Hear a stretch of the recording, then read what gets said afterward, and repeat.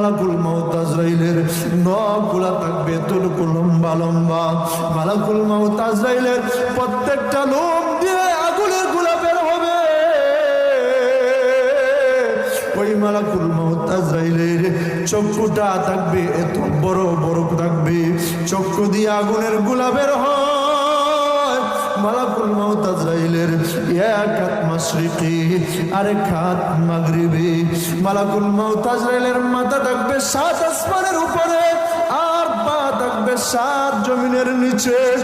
এই কবরকে নিয়ে টেনশন করে যুবক, এই কবরকে নিয়ে চিন্তা করে যুবক, তোমার আমার যেই সময় মরণের সময় এসে যাবে, যে সময় মৃত্যুর সময় এসে যাবে, যে সময় আল্লাহ রাব্বুল আলামিন মালাকুল মাউত আজরাইলকে পাঠিয়ে দিবেন, আমার প্রাণের ভাই আমার বন্ধুগণ, মানুষের যে